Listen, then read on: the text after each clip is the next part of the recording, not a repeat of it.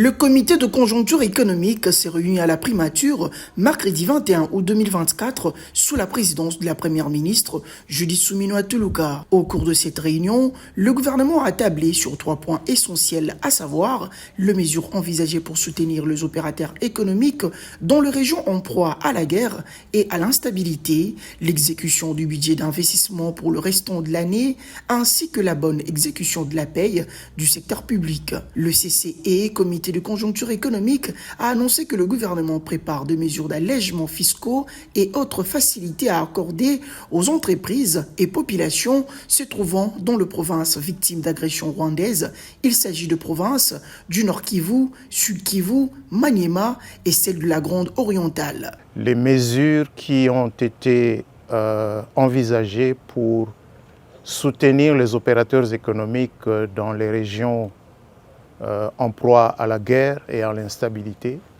Il s'agit ici plus particulièrement des provinces du Nord Kivu, du Sud Kivu, du Maniema ainsi que de l'ex-province orientale, disons la Grande Orientale.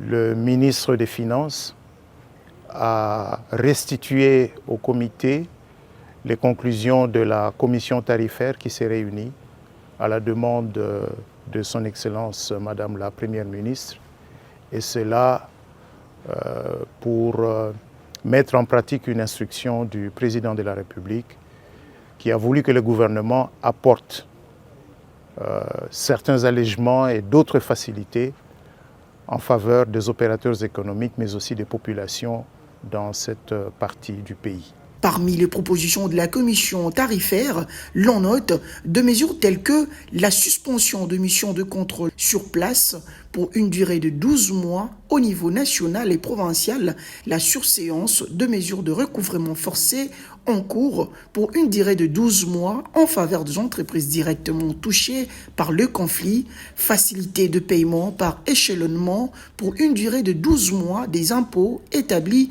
par l'administration, adaptation des horaires d'ouverture des frontières congolaises à celles de frontières ougandaises, implication de gouverneurs militaires en vue de démanteler de barrières illégales et la lutte contre le tracasserie et autres. Ces mesures d'allègements fiscaux, non fiscaux, parafiscaux, ainsi que de facilités douanières en faveur de provinces concernées feront l'objet d'un décret de la Première ministre après débat au Conseil des ministres. En effet, le comité de conjoncture économique appelle les banques commerciales impliquées dans la paie des agents publics et fonctionnaires de l'État à s'activer davantage pour conclure les opérations au cours de ces mois. Cette régularité de la paie marque une étape importante dans la gestion de finances publiques en RDC et devrait contribuer de manière significative à rassurer le fonctionnaire car cela est une priorité pour la chef du gouvernement, Judith Suminwa Tuluka.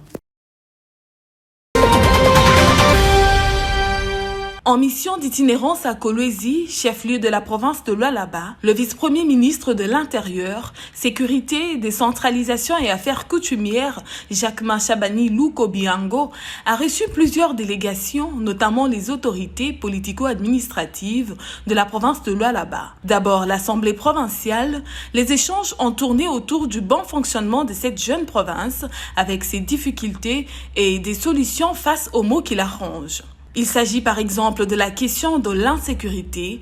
Les effectifs de la police dans cette province sont réduits, la tenue des élections urbaines et communales, les arriérés de salaire des députés provinciaux, sans oublier les conflits intercommunautaires, sont des problèmes qui freinent le développement de la province de la gouverneure Fifi Masuka.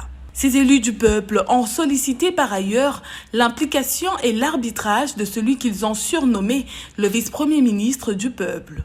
À leur tour, les conseillers communaux ont fait un plaidoyer auprès du vice-premier ministre pour la création par voie d'arrêté d'un cadre de collaboration entre l'Assemblée provinciale, les conseillers communaux et les bourgmestres avant l'organisation des élections urbaines, des bourgmestres et de leurs adjoints. Ils ont en outre réclamé leurs émoluments ainsi que les frais de fonctionnement et d'installation. Lui, en tant que ministère de l'Intérieur, il a décidé de s'impliquer totalement pour qu'on puisse sécuriser nos frontières, que nous puissions avoir autant d'éléments et les équipements de la police. Ça va permettre de sécuriser correctement la population. Jacquemain Chabani les a rassurés sur l'accompagnement du gouvernement central, surtout en ce qui concerne la sécurité et le développement territorial de la province, avec le lancement d'un programme de recrutement dans la police très bientôt pour pallier la situation sécuritaire de la province du Lualaba, surtout dans les entités qui hébergent les sites miniers. Dans une ordonnance lue dans la soirée du mercredi 21 août 2024 à la radio-télévision nationale congolaise RTNC, le président de la République démocratique du Congo, Félix-Antoine Tshisekedi, a procédé à la nomination d'une nouvelle équipe du conseil d'administration et de la direction générale de l'entreprise du portefeuille de l'État, Primera Gold DRC SA. Cette nouvelle équipe se présente comme suit. 1. Monsieur Vageni Paipai. 2. Madame Julie Chikou. 3. Monsieur Maombi Kazibaziba Joseph. 4. Monsieur Nkala Bassadilwa Placide. 5. Monsieur Kabanda Biamungu Eric. Article 2. Sont nommés aux fonctions spécifiées en regard de leur nom de personnes ci-après. Monsieur Vageni Paipai, président du conseil d'administration. Monsieur Maombi Kazibaziba Joseph, directeur général. Monsieur Biringingwa Mugabo Cyprien, directeur général adjoint. Article 3. Sont abrogées toutes les dispositions antérieures contraires à la présente ordonnance et article 4 enfin, le ministre d'État, ministre du portefeuille, est chargé de l'exécution de la présente ordonnance qui sort ses effets à la date de sa signature. Rappelons que Primera Gold DRC est une entreprise du portefeuille de l'État congolais dont les actifs principaux se résument par l'achat, la commercialisation et l'exportation de l'or artisanal. Signé le 10 décembre 2022, la joint venture entre le gouvernement congolais et les Émirats arabes unis à travers Primera Gold Limited devrait permettre à la RDC de bénéficier de recettes parafiscales et douanières conséquentes pour soutenir son plan de développement. Il faut savoir que la République démocratique du Congo détient 45% du capital social contre 55% pour Primera Gold Limited au nom et pour le compte du gouvernement des Émirats arabes unis.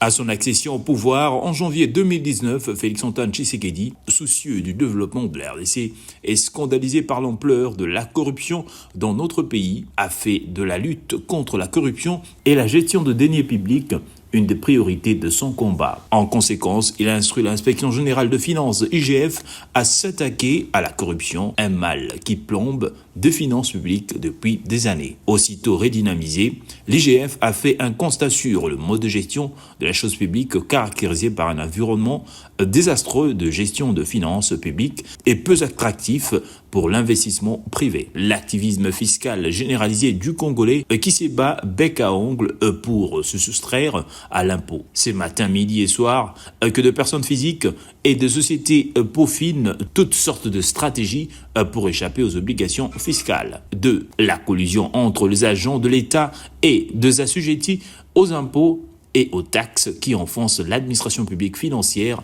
dans une fraude démesurée et un coulage de recettes érigé en un système mafieux organisé. 3. La procédure sur le marché public qui n'est pas respectée, le gré à gré avec ou sans avis des organes attirés, demeure le mode par excellence d'attribution de marché.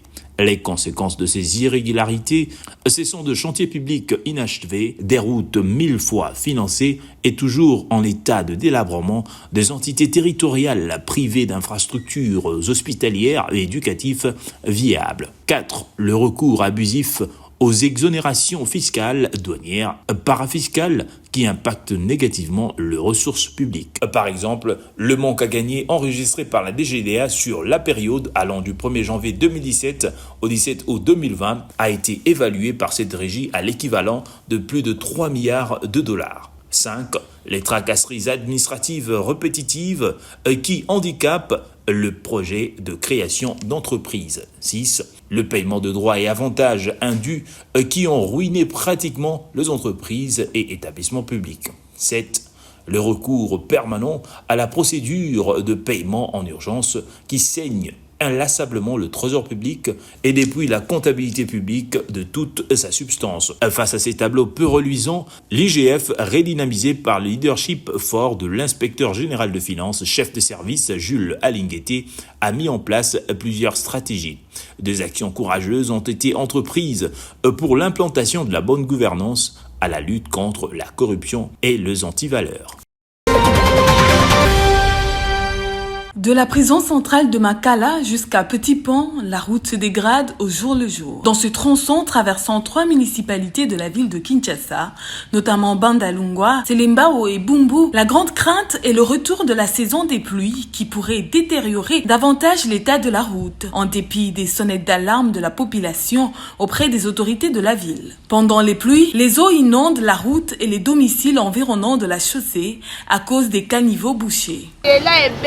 Njele beba lelo te njele beba kala donc so bobandi pena kobanda juste landu na 24 boye na bombo secret njele akobeba boye juste en face ya prison Makala kola kuna njela ya kopodo njele ezate nayebi te soki président okoleka njela nini barsida mikolo nyonso na bamoto na mituka omoni suki wana nde esika mai esukaka mituka ezodinda bato bazobukana bana bazobunga même na katika ya mai oyo ambuteyage kutu koloba te bazotuta bamama na coin awa. Des nids de poules disséminés sur une chaussée détériorée comporte des nappes stagnantes de liquide sont à la base des embouteillages et gênent la circulation. Les usagers de là se plaignent. Soki moye kozala soki bakosala même prince yango te bakoki koromble biso awa poke njele bo parce que eza route principale ya mai bakonti balekaka awa prison centrale ezali awa a bientôt la rentrée biso soki tokosala kaka mosala oyo biso tozali bokola famille eya kaka mosala ya conduite oyo tozosala oyo soki tolobi tocontourne kuna contour wana kabire ekende mingi baklia bakodeklare mbongo mpe komata. Les usagers de cette artère et la population avoisinante sont les victimes directes de ce tronçon routier détérioré. Ce marché est appelé Kalonji. Ce dernier porte le nom de l'élu national de la Tchangu, Kalonji Ogi, à Kinshasa, dans la commune de Lantsele, au quartier Mpassa, à Terre Jaune. Ce lieu de vente était érigé pour matérialiser une promesse faite aux vendeuses de ce coin. Selon le constat fait sur place, les espaces de vente et les étalages sont insuffisants vu l'augmentation des vendeurs dans ce lieu de négoce, comme l'explique cette vendeuse des légumes. Mama ototekaka ndunda ngai matembele tozaka na bamesa te yango wana tokoma bantelantele atotandama kaka na prince mpona kokitisa babasele biso ya bapondu ya bandunda totekaka mpo toluka kolia ya bana biso tozangi bamesa mpo eza na mutu moko to oyo abima responsable alobaka yo mama oyo esika na yo yango oyo yo mama oyo mesa na yo yango oyo. Pour d'autres, l'implication de leur député national, Ogi Kalonji, serait plausible pour trouver gain de cause.